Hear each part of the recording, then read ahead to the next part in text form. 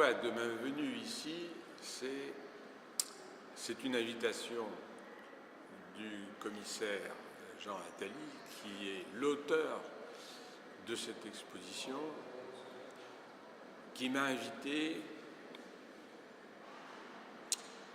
pour faire un travail spécifique, mais parce que je suis peintre. Donc, ça a complètement modifié les pratiques d'accrochage dans un musée, d'accrochage d'œuvres d'art, d'objets, de peintures,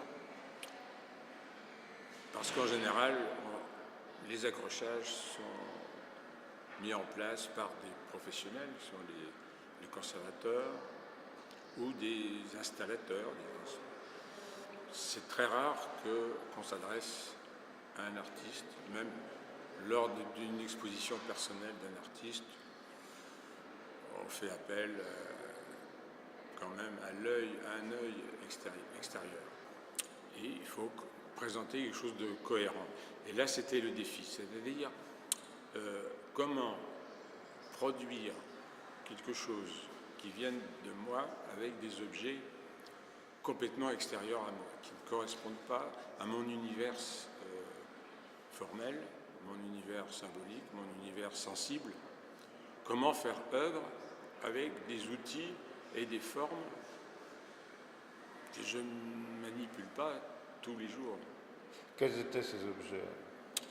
Alors, essentiellement des objets océaniens qui, du 19e siècle, disons même 1900, enfin jusqu'à 1920, donc très situés dans l'espace et situés dans le temps. L'Océanie, c'est quand même très très loin. Moi, je n'en ai qu'une connaissance livresque. Et bon, ça remonte quand même à des études d'étudiants. Et l'Océanie, c'est très loin dans l'espace, même si on y va en avion, et c'est loin quand même de notre culture, même si ce mot est un petit peu galvaudé, c'est loin. Oui, alors il y avait quand même une multitude d'objets qui, certains sont fonctionnels, certains sont rituels, qui appartiennent même au monde initiatique. Certains objets sont très guerriers, hein, sont faits pour tuer, massacrer, parce qu'il se faisait la guerre. Donc c'est entre les esprits et puis les ennemis, enfin il y a antinomie, c'est quand même pas tout à fait la même famille. Donc il y a également des cartes marines, c'est-à-dire des cartes pour se repérer, qui sont d'ailleurs des choses à la fois rituelles et fonctionnelles, parce qu'une carte, c'était pour lire en même temps les flots, les vents et se repérer, hein, parce qu'ils étaient pêcheurs et guerriers. Donc il fallait des cartes. Donc entre cet amalgame d'objets, il fallait que je me raccroche à quelque chose de mon monde sensible et de mon monde intellectuel. J'ai dû faire une petite approche scientifique, mais pas tout seul. Je me suis beaucoup documenté d'abord, j'ai commencé par ça. Ensuite, je suis allé dans les musées, j'ai fouillé.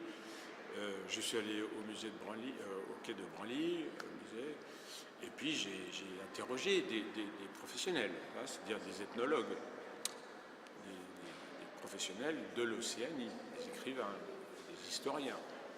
Donc j'ai reçu des informations, j'ai fait une analyse, et puis je me suis projeté, oui, je me suis laissé un petit peu aller, oui.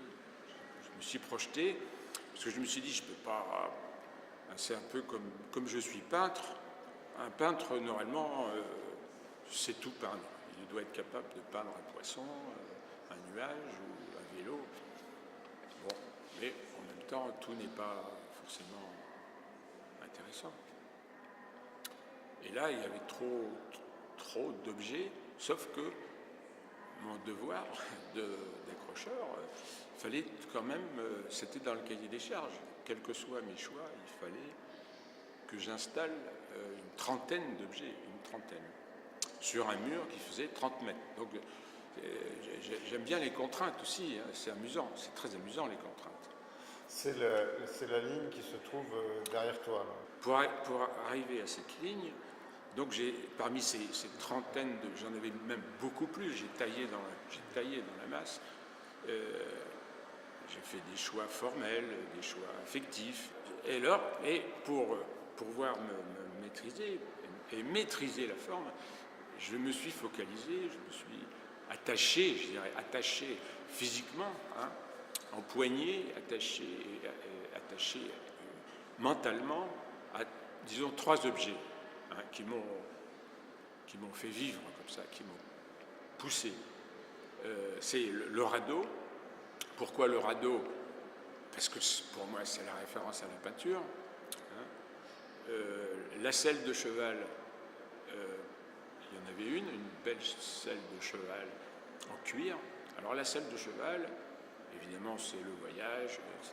C'est les cow-boys, etc. Mais la selle de cheval, c'est une forme moderne, même contemporaine, même très actuelle, puisque on a découvert il y a une quinzaine d'années que la forme de l'univers n'était ni ouvert, ni fermé, un peu courbe, hein, l'univers est un peu courbe, mais en fait, on vient de découvrir que cette forme pourrait être proche du dessin d'une selle de cheval. Donc évidemment, j'ai plongé là-dessus, je me suis dit, ça, comme je dessine des selles de cheval dans mon quotidien, je me dis, pour créer, il me faut de la matière, il me faut de la matière sensible et de la matière puissante, de la matière spirituelle. Donc la selle de cheval, le radeau et la pirogue. La pirogue parce que c'est l'enfance, c'est Tintin, c'est les Canadiens, c'est les Indiens, c'est la pirogue, c'est les gamins, c'est le rêve, un peu, c'est l'imaginaire. C'est pas français la pirogue, ça me plaisait. Et puis de cette forme oblongue, en amande, très sexuelle. Alors je me suis servi de ce que j'avais, comme un peintre, il travaille avec ce qu'il a. Quand il n'a pas d'outils, il travaille avec des cailloux, avec ses mains, avec sa bouche. Donc moi, je me suis retrouvé avec des objets très pointus, très linéaires. Le radeau, les pagaies, des lances, des massues. Je me suis dit, tiens, puisque tout est linéaire, je vais travailler des lignes. Puis après des lignes, non, une ligne, ça suffit. Je vais faire une ligne. Alors ce qui était intéressant, c'est la contrainte. On m'a dit, voilà, tu as un mur de 30 mètres, débrouille-toi.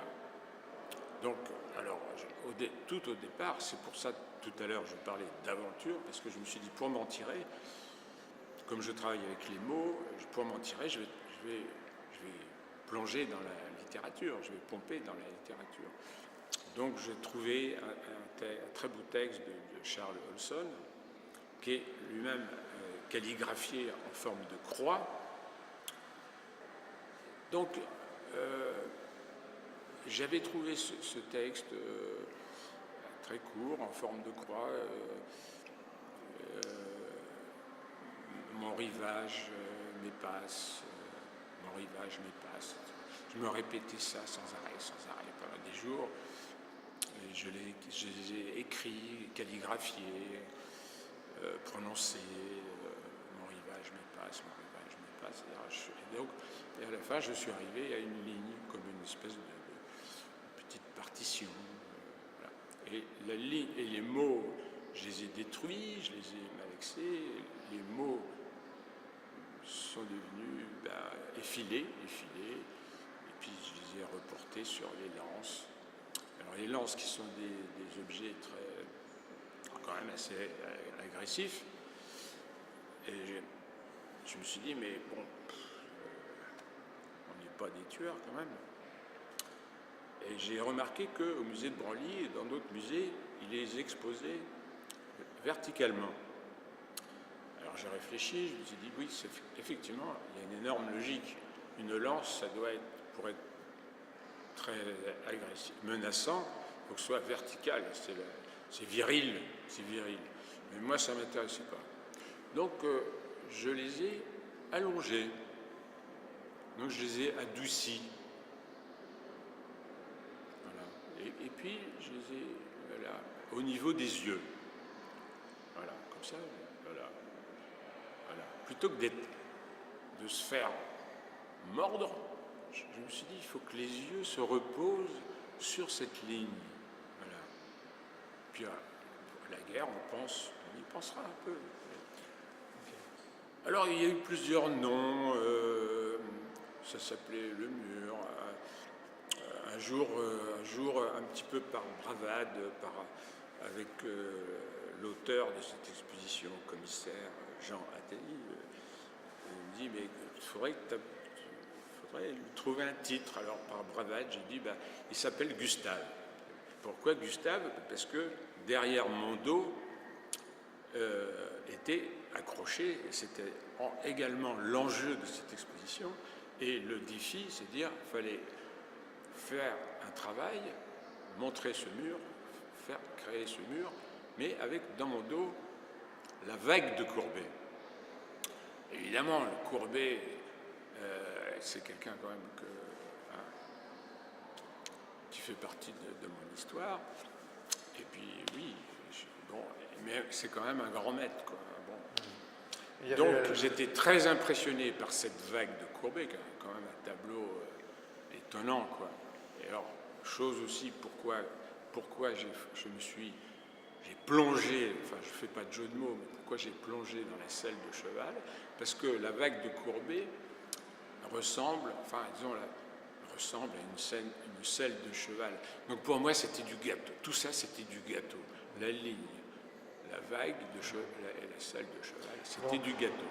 On m'a laissé le choix, c'est-à-dire que j'ai décidé que la ligne d'horizon de la vague de Courbet serait exactement au centimètre près, au niveau des yeux, c'est-à-dire sur la même ligne.